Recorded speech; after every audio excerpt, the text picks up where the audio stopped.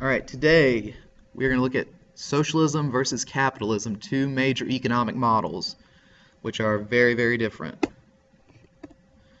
Now in capitalism, everything is privately owned. It's governed and regulated by our own self-interest, which is where you're going to try to get the lowest price possible. That's why people go crazy for shopping after Black Friday, and it's because they have the best deals. Also, market competition. Businesses have to produce a product that the consumer will pay for.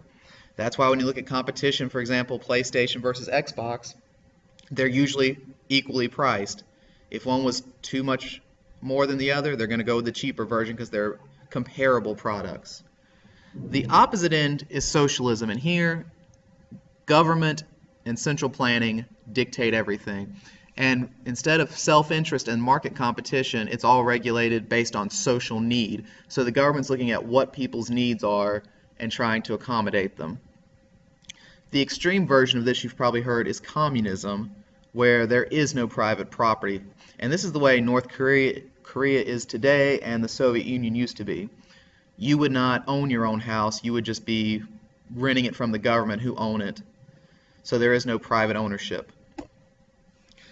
Capitalism's big kind of mascot or big thinker would be Adam Smith.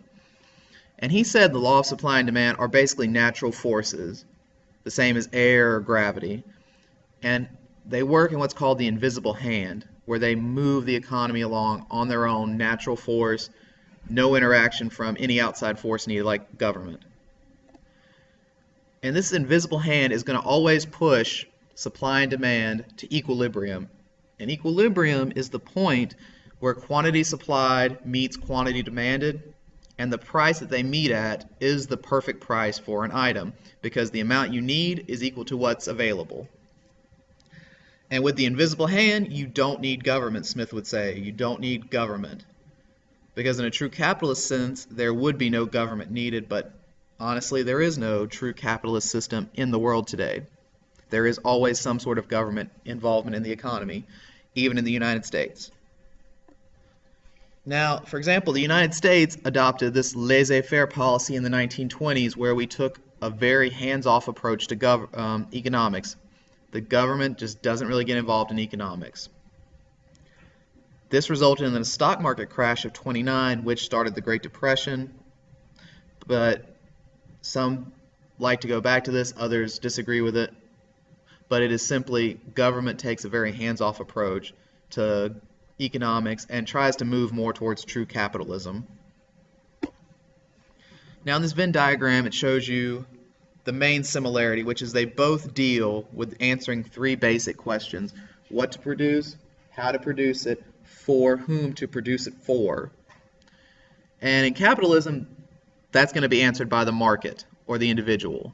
In socialism, it's going to be done by the government. They're going to answer those questions. Now, two differences as well. Factors of production. Capitalism, it's going to be individuals own all factors, so the labor is private. Capital is provided by private.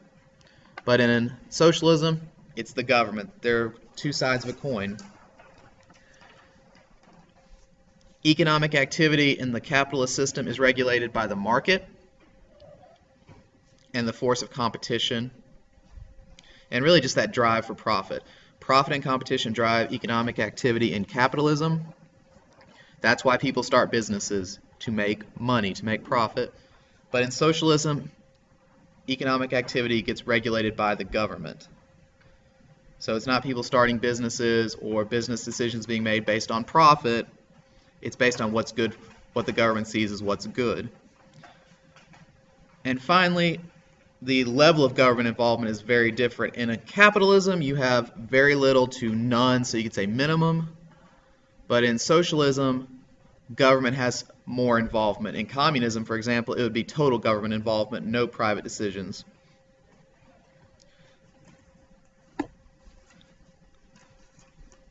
If you've watched this means you are almost done with the semester. And remember, socialism and capitalism is all about the private interest. Socialism is about public need and the government's decisions.